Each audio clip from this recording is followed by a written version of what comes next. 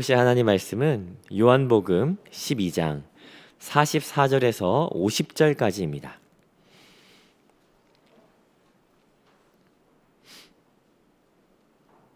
요한복음 12장 44절에서 50절까지 우리 다 찾으신 줄 알고 한 목소리로 함께 합독하도록 하겠습니다. 함께 읽겠습니다. 시작. 예수께서 외쳐 이르시되 나를 믿는 자는 나를 믿는 것이 아니요 나를 보내신 이를 믿는 것이며 나를 보는 자는 나를 보내신 이를 보는 것이니라. 나는 빛으로 세상에 왔나니 물은 나를 믿는 자로 어둠에 거하지 않게 하려 함이로다. 사람이 내 말을 듣고 지키지 아니할지라도 내가 그를 심판하지 아니하노라. 내가 온 것은 세상을 심판하려 함이 아니요 세상을 구원하려 함이로다. 나를 저버리고 내 말을 받지 아니하는 자를 심판할 리가 있으니 곧 내가 한 그 말이 마지막 날에 그를 심판하리라. 내가 내 자의로 말한 것이 아니요 나를 보내신 아버지께서 내가 말할 것과 이를 것을 친히 명령하여 주셨으니 나는 그의 명령이 영생인 줄을 아노라. 그러므로 내가 이르는 것은 내 아버지께서 내게 말씀하신 그대로니라 하시니라. 아멘. 말씀을 함께 살펴보도록 하겠습니다. 먼저 말씀을 살펴보기 전에 질문으로 먼저 시작하고 싶습니다. 스스로에게 한번 질문을 해보는 것이에요. 최근 6개월간 아니면 한 1년 동안 여러분의 믿음은, 내 믿음은 어떠한 것 같으십니까? 첫 번째, 더 좋아졌다. 두 번째, 안 좋아졌다. 세 번째, 그대로다. 여러분 어떻게 생각하십니까? 스스로 한번 자답을 해보시는 것이 어떨까 싶습니다. 좋아지셨습니까? 아니면 안 좋아지셨습니까? 아니면 그대로이십니까? 우리는 요즘 믿음을 지키기 참 어려운 시기를 살고 있습니다. 방금 전에 불렀던 고백했던 그 찬송가의 가사처럼 예수님께서 우리에게 믿는 믿음을 더하여 주시기를 간구하는, 그래서 예수님께서 더 그 주심으로 말미암아 그 충만한 풍성한 더 굳건한 믿음을 소유하시는 저와 여러분이 되시기를 이 아침에 같이 함께 축복하며 또 격려와 권면을 드립니다. 요한복음 우리 같이 함께 보고 있습니다. 이번 한 주 동안은 요한복음 12장의 마지막과 13장을 같이 함께 살펴보도록 할 텐데, 일전에도 말씀드렸지만 요한복음에는 목적이 있습니다. 그것은 뭐냐면 20장 31절에 기록되어 있거든요. 제가 읽어드릴 테니까 한번 들어보시죠. 오직 이것을 기록함은 너희로 예수께서 하나님의 아들 그리스도이심을 믿게 하려 하며 또 너희로 믿고 그 이름을 힘입어 생명을 얻게 하려 함이니라. 두 가지입니다. 첫 번째는 믿게 하는 것과 두 번째는 얻게 하는 것이죠. 먼저는 믿게 하는 거예요. 뭘 믿게 하는 거죠? 예수님은 그냥 선지자가 아니다. 예수님은 그냥 평범한 사람이 아니다. 예수님은 하나님의 아들 그리스도이시다라고 하는 것을 믿게 하는 데 목적이 있는 것이에요. 여러분은 예수님께서 하나님의 아들이심을 여러분 믿으십니까? 정확하게 좀 표현하자면 아니면 믿어지십니까? 제가 얼마 전에 있었던 이야기를 좀 소개하고 싶은데요. 제가 청년 한 명과 같이 함께 교제를 나누는데 그 청년 정말 신실했습니다. 말씀도 읽고 설교도 듣고 신앙서적도 읽으면서 자기의 그 믿음에 대해서 정말 진지하게 고민을 하는 친구였어요. 근데 그 친구가 자기는 말씀도 읽고 설교도 듣는데 풀리지 않는 숙제가 있다는 거예요. 그 뭐냐면 믿어지는 것, 이걸 넘어가지 못하는 거예요. 자기도 정말 너무너무 답답해서 더 말씀 보고 더 설교를 듣는데도 믿어지지가 않는다는 거예요. 어떻게 해야 되냐고 저한테 이렇게 질문을 하는데 제가 거기에 대해 답을 못 해주겠더라고요. 왜냐면 아는데 모른다라고밖에 대답을 못 하겠어요. 왜냐면 요즘 애들이 얼마나 똑똑한데요. 설득 아닙니다. 그래서 제가 정말 솔직하게 이야기를 했어요. 믿어지는 것은 사실은 믿게 하셔야 믿을 수가 있다. 믿게 하시기 때문에 우리가 믿을 수가 있는 것이지 우리가 그냥 내가 믿는다라고 해서 믿어지는 것은 아니다라고 그렇게 이야기를 할 수밖에 없었습니다. 예수님께서 우리를 믿어지게 하셔야 우리는 사실 믿을 수 있어요. 그렇기 때문에 우리는 우리의 믿음을 자랑할 수가 없습니다. 내 믿음이 크다, 내 믿음이 더 강하다, 이런 것을 자랑할 수가 없어요. 왜냐하면 내가 믿은 것이 아니기 때문에, 예수님께서 믿게 하신 것이기 때문에 그것이 온전히 하나님의 은혜임을 고백할 수밖에 없죠. 그러나 믿게 된다면 그 결과는 사실 실로 엄청난 것을 우리가 알 수 있습니다. 그건 뭐냐면 생명을 얻게 되는 것이에요. 그렇기 때문에 우리는 요한복음을 계속해서 묵상할 때마다 얻는 유익이 있어요. 그건 분명하죠. 그건 뭐냐면 예수 그리스도께서 하나님의 아들 그리스도이심이 더 확실해지고 분명해지는 것을 우리가 누리게 되는 것이에요. 생명을 누리게 되는 것이에요. 이건 이 요한복음은 예수님을 처음 믿고자 하는 자들에게만 해당하는 그 복음이 아닙니다. 이미 예수님을 믿고 제자로 나아가는 우리에게도 여전히 필요한 말씀이라는 것이죠. 아마도 요한은 이것을 더 분명하게 하고자 했던 것 같아요. 20장 30절에 의한다면 예수님께서 정말 많은 기적들을 행하셨어요. 그러나 요한은 그걸 몇 가지 엄선하여서 구분하여서 기적이라고 부르지 않고 표적, 단순히 가시적인 어떤 사건에 머무는 것이 아니라 분명한 목적을 가진 표적이라고 칭하며 1장부터 12장까지 의도를 가지고 기록하고 있는 것을 우리가 볼 수 있습니다. 그렇기 때문에 요한복음은 두 부분으로 나눌 수가 있어요. 1장부터 12장까지를 표적의 책, 13장부터 21장까지를 영광의 책이라고 구분할 수가 있는 것입니다. 오늘 본문은 1장부터 12장 그 표적의 책의 가장 마지막 결론 부분에 해당하는 부분이죠. 그러므로 우리는 지금까지 이 표적에 대해서 세세하게 살펴보고 관찰하고 묵상하면서 지금 오늘까지 오신 거예요. 여러분, 제가 그러면 다시 한번 질문을 드려볼게요. 오늘 요한복음 표적에 대해서 같이 묵상해 오신 결론인데 여러분, 그 결론이 여러분에게 어떻게 내려지십니까? 여러분, 이 표적들을 다 세세하게 관찰하고 묵상하신 그 결론이 여러분에게 어떻게 나타나십니까? 표적에는 분명히 목적이 있었어요. 그건 다른 것이 아니었거든요. 결과를 통해서 그 표적에 대한 그 목표들이 드러나거든요. 자, 한번 보여드릴게요. 자, 요한복음 2장 11절 첫 번째 표적의 결과입니다. 제가 읽어보겠습니다. 예수께서 이 첫 표적을 갈릴리 가나에서 행하여, 물이 포도주가 되는 사건이에요. 갈릴리 가나에서 행하여 그의 영광을 나타내심에 제자들이 믿으니라. 결과가 어땠어요? 제자들이 믿었어요. 아마 제자라고 따라 나섰지만 여전히 믿어지지 않는 그 상황 가운데 있었던 것 같아요. 그러나 첫 번째 표적을 지나며 제자들이 믿게 되는 놀라운 기적이 났다. 놀라운 일이 일어난 거예요. 두 번째 표적 한번 살펴볼까요? 두 번째 표적은 4장 53절이거든요. 이 표적이 지나면서 어떤 일이 벌어지는지 보시죠. 4장 53절, 그의 아버지가 예수께서 내 아들이 살아있다 말씀하신 그때인 줄 알고, 이 왕의 신하의 아들을 고치시는 장면이에요. 그 알고 자기와 그 온 집안이 다 믿으니라. 그 왕의 신하와 그 집이 다 믿게 되었어요. 믿음으로 나아가는 결과를 갖게 되죠. 그리고 일곱 번째 표적이 있습니다. 예수님께서 일곱 가지의 표적을 1장부터 12장 가운데 기록되어 있거든요. 일곱 번째 표적이 뭐였죠? 얼마 전에 묵상했던 내용인데 나사로가 살아나는 표적이었어요. 그 나사로가 살아난 표적 그 이후에 요한복음 12장 11절에 보니까 제가 읽어드리면요, 나사로 때문에 많은 유대인이 가서 예수를 믿음이러라. 이처럼 표적의 결과는요 늘 믿음으로 연결되는 것을 보게 됩니다. 그런데 재밌는 것은 이것이 유대인에게만 국한된 것이 아니었어요. 심지어 이방인들도 예수님을 보러 찾아오거든요. 요한복음 12장 20절에서 21절 제가 읽습니다. 명절에 예배하러 올라온 사람 중에 헬라인 몇이 있는데, 이게 헬라인이라고 하는 사람은 헬라 지역을 말하는 것이 아니라 이방인이라고 말하는 것이 더 좋을 것 같아요. 이방인들이 21절 그들이 갈릴리 베세다 사람 빌립에게 가서 청하여 이르되 선생이여 우리가 예수를 배웁고자 하나이다 하니, 예수님이 어떤 분이신지 알고자 하는 것이에요. 믿고자 하는 이방인들의 모습이 여기 들어가 있는 것이에요. 정말 놀라운 일이죠.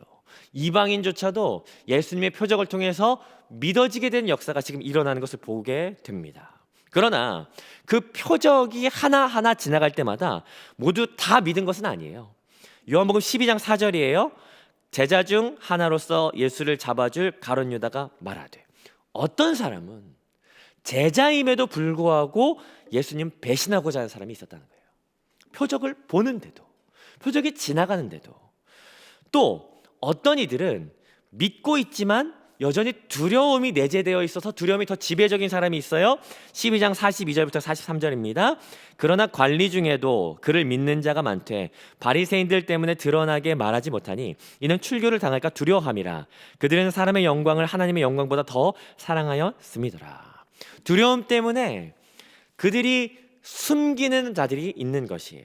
그런가 하면 또 어떤 사람들은요, 표적이 지나가는데도 예수님 죽이고자 하는 사람들이 있습니다. 요한복음 11장 53절, 그날부터는 그들이 예수를 죽이려고 모의하니라. 또 어떤 사람은 예수님의 말을 그냥 잘 듣는 것 같아요. 믿음의 자리에 있는 것 같아요. 그러나 그것을 지키지 않는 사람이 있는 것을 보게 됩니다. 이건 오늘 본문이거든요. 오늘 본문 12장 47절 같이 한번 읽어보겠습니다. 시작. 사람이 내 말을 듣고 지키지 아니할지라도, 여기까지요. 듣는 자가 듣는데 지키지 않는 자가 있는 것이에요. 어제 수련회 하는데 강사님이 정말 멋진 말을 하나 하더라고요. 마음에 와닿는 말. 그 뭐였냐면, 하나님 아는 것은요, 머리로만 있으면 안 된다. 가슴으로 내려와야 된다. 그러나 가슴으로만 있으면 안 된다. 그것이 발에 내려와야 된다라고 이야기하는 거예요. 발에 내려와서 내가 걷고 살아가는 것이 되어야 된다라고 이야기하는 것이에요. 그 말이 무슨 말이겠습니까? 말씀을 듣는 것을 지키는 것이 아니라, 끝나는 것이 아니라 지키는 것까지 가야 된다라고 하는 것을 이렇게 풀어 말하더라고요. 예수님께서 정말 수많은 표적을 보이셨어요. 그리고 봤어요. 그러나 그것을 머리로만 알고 지키지 아니하는 자들이 있었다라는 것을 보게 되는 것입니다. 또 48절, 오늘 보면 48절을 보니까 아예 거절하는 사람도 있는 것을 보게 됩니다. 나를 저버리고 내 말을 받지 아니하는 자 등장하죠. 자, 그러면 여기에 다양한 사람들이 등장했어요. 1장부터 12장까지 표적이 하나 지나감에도 불구하고 어떤 사람들은 믿었다라고 하는 사람들이 등장하는가 하면, 어떤 사람은 배신할 타이밍을 잡는 사람이 있고, 세 번째, 어떤 사람은 믿지만 두려워서 티내지 않는 사람들이 있어요. 어떤 사람들은 예수님 배척하고 죽이고자 하는 사람들이 있어요. 어떤 사람들은 듣지만 행하지 않는 사람들이 있어요. 어떤 사람들은 예수님 거부하는, 아예 그냥 대놓고 거부하는 사람들이 있죠. 자, 6가지 유형이 있습니다. 표적이 하나하나 지나가요. 그렇다면 저와 여러분들은 이 유형 중에 어디에 해당하십니까? 우리는 지금 요한복음 1장부터 12장까지 하나하나 묵상하면서 표적들을 같이 함께 연구하고 살피며 지나 보냈어요. 간접적으로 이 표적들을 같이 함께 경험한 것이에요. 그렇다면 12장 말미에 와서 저와 여러분들에게 표적을 경험한 이후의 태도는 어떠한지 오늘 본문이 우리에게 묻고 있는다라고 하는 것이죠. 이 결론에서 예수님께서는 아주 독특한 표현으로 우리에게 한 번 더 말씀하십니다. 44절에서 예수님이 등장하시는 거예요. 근데 재미있는 사실은 뭐냐면요, 이미 이 내용상 36절에서 예수님께서는 자기를 숨기셨어요. 자리를 떠나서 자기를 숨기셨다라고 이야기하는 거예요. 그런데 갑자기 44절에 이미 끝난 것 같은데 갑자기 또 등장하셔서 갑자기 예수님께서 말씀하시는 거예요. 만약에 이게 연극 같다면, 연극으로 표현한다면요, 이미 1장부터 12장까지 1막이 끝났어요. 다 끝나고 예수님께서 자기를 숨기시면서 막 막이 닫히면서 어두워지고 있는데, 근데 갑자기 예수님께서 자신을 딱 드러내셔서 마지막 1부의 마무리를 딱 하시는 거예요. 그게 뭐냐면 44절입니다. 44절 같이 한번 읽어보겠습니다. 시작. 예수께서 외쳐 이르시되 나를 믿는 자는 나를 믿는 것이 아니요 나를 보내신 이를 믿는 것이며. 여기 평범하지 않은 표현이 하나 있습니다. 혹시 그게 뭔지 찾으셨습니까? 예수께서 어떻게 해요? 외쳐 이르시되 라고 하는 거예요. 여기 외치다라고 하는 표현은요, 평범한 표현은, 흔한 표현은 아닙니다. 크라조라고 하는 표현이거든요. 조곤조곤 말하는 게 아니에요. 사전적 의미를 찾는다면 커다란 부르짖음, 강렬한 외침이라는 의미예요. 그럼 생각해 보세요. 요한복음 1부 표적의 책이 이제 막 마무리가 되는 중이에요. 예수님께서 숨으셨다라고 하는 표현으로 이제 마무리를 시키는데, 갑자기 예수님께서 나타나셔서 큰 소리로 강렬하게 외치시는 거예요. 왜 그러실까요? 강조하는 거예요. 이 요한복음 표적의 책을 마무리하면서 예수님께서 정확하게 강조하기 위해서 예수님께서 다시 말씀하십니다. 크라조, 정말 큰 소리로 외치는 거예요. 재밌는 건 뭐냐면 이 크라조, 외치다라고 하는 말은요, 누가 쓰느냐에 따라서 아주 독특한 표현이 될 수 있다는 사실입니다. 예수님께서 크라조, 외치셨다라고 하는 표현, 여러분 혹시 어디에서 읽었는지 기억나십니까? 신약 성경에 몇 번 나오냐면요, 딱 4번 나와요. 첫 번째는 마태복음에서 예수님께서 십자가에서 외치시며 운명하실 때 첫 번째 크라조 나와요. 그리고 두 번째, 세 번째, 네 번째는요, 요한복음에서만 등장합니다. 요한복음에서 세 번 등장하는데 7장 28절, 7장 37절, 그리고 여기 이 세 군데밖에 나오지 않습니다.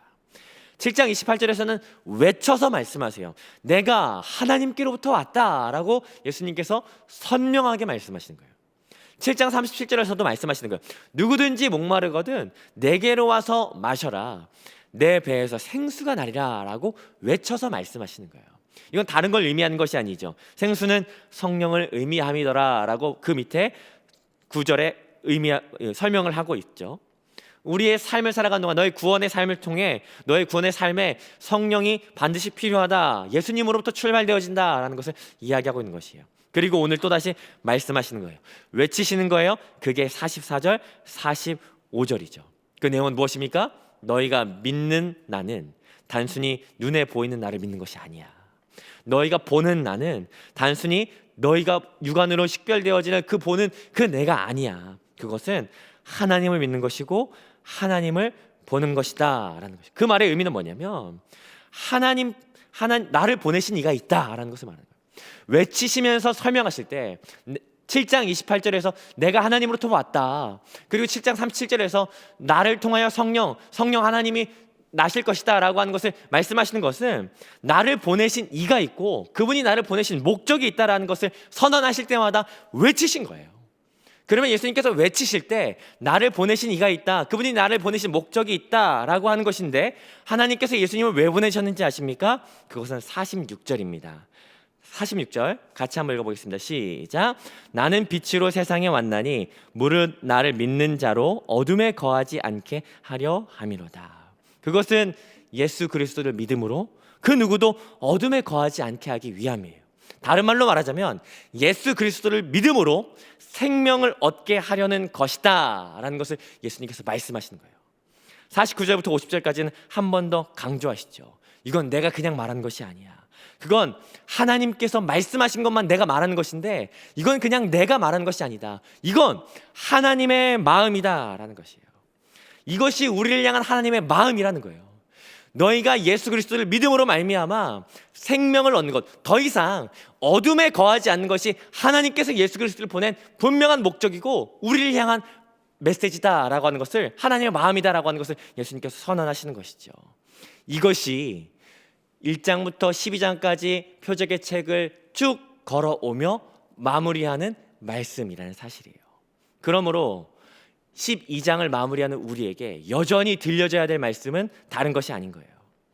과거에도 그랬고 지금도 변함없이 우리가 붙들어야 될 말씀, 그리스도인에게 가장 중요한 것, 이 시기, 평범한 시기에도, 아무 일이 없는 시기에도 마찬가지지만 특별히 질병과 함께 공존하는 이 시기에도 동일하게 우리가 붙잡아야 되는 것이 있다면 그건 믿음이다라고 하는 사실이에요. 다른 것이 아니에요.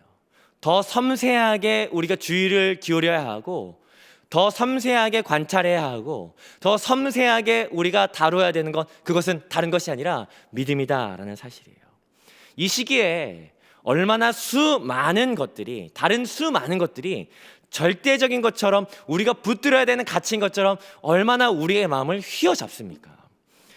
요동치는 경제를 보니까 재물과 부귀영화가 우리의 모든 것을 해결해 줄 것 같아요. 질병과 공존하는 시기를 살다 보니까 건강이 우리의 모든 것을 다 책임져 줄 것 같아요.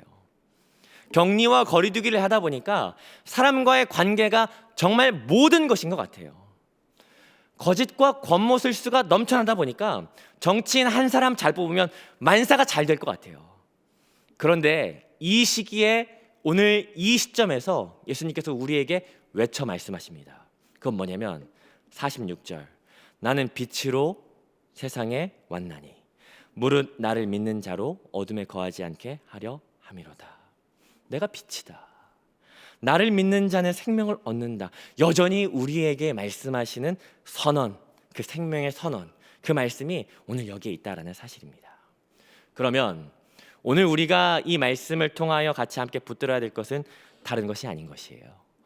요한복음 1장부터 12장까지를 마무리하는 이 표적들을 하나하나 살펴보고 묵상하고 난 이후에 닿는 이 시점에서 우리가 붙들어야 될 말씀, 그것은 모든 표적이 끝날 때마다 누가 믿었다라고 했던 것처럼 이 표적들이 마무리되면서 우리에게 도전하시는 것이에요. 그것은 예수 그리스도를 더 잘 믿게 되는 결과를 성경이 우리에게 기대한다라는 사실입니다. 그럼 오늘 이 말씀을 통하여 우리가 같이 함께 오늘 부르짖고 붙들고 하지 않으시겠습니까? 그것은 다른 것을 붙드는 것이 아니에요. 예수 그리스도를 더 잘 믿게 되는 놀라운 기적을 경험하는 것, 그걸 우리가 붙들고자 하는 것이죠. 우리가 다른 것들은 굉장히 섬세하게 여겨요. 청년 중에 주식하는 친구들 진짜 많더라고요. 경제 동향을 어쩜 그렇게 잘 면밀히 분석하는지 정말 민감하게 분석해요. 그러나 내 믿음에 대해서는 그렇게 민감하게 살피지 않아요. 내가 어떻게 하면 더 잘 믿을 수 있을까? 내가 어떻게 하면 예수 그리스도를 향한 믿음이 더 강하여질까? 더 굳세질까? 이런 고민 여러분 해본 적 없으십니까? 여러분, 이 시기에 우리에게 정말 중요한 것이 있다면요, 내가 그리스도 안에서 누리는 이 풍성한 생명이 얼마나 나에게 공급되어지고 내가 얼마나 이것을 누리는가, 여러분 이것들에 대하여 우리 같이 함께 고민해보고 같이 함께 한 걸음 한 걸음 내딛지 않으시겠습니까? 그리고 우리 같이 함께 기도하는 거예요. 하나님, 내가 하나님 더 잘 믿기를 소망합니다. 어제보다 더 잘 예수 그리스도 안에 머물기를 원하고, 하나님 내 일평생의 소원이 있다면 내가 산 주식이 점프하는 게 아니라, 하나님 내가 예수 그리스도를 믿음으로 말미암아 더 풍성한 그 생명을 오늘도 누리는 그 말씀이 실제가 되는 것을 경험하기를 소망합니다 라고 하는 것을 우리 같이 함께 구하고 다루지 않으시겠습니까? 오늘 말씀이 이것을 우리에게 도전하는 것이에요. 표적을 하나하나 볼 때마다 제자들이 믿었고 많은 사람들이 믿었던 것처럼 우리가 말씀을 보고 묵상할 때마다 예수 그리스도를 더 가까이 하게 되고 더 믿게 되는 놀라운 역사가 오늘 우리 가운데 있기를 원하는 것이죠. 그렇다면 오늘 이 말씀을 통해서 이 말씀이 내 안에 거하게 되고 이 말씀을 통하여 예수 그리스도를 향한 그 믿음이 더욱더 견고해지고 더욱더 굳세어지는 그 놀라운 일, 예수께서 우리를 더 잘 믿게 하시는 그 놀라움에 동참하게 되는 그런 복이 오늘 이 하루 가운데 저와 여러분 가운데 있기를 주님의 이름으로 축복합니다. 우리 같이 함께 주신 말씀 가지고 기도했으면 좋겠습니다.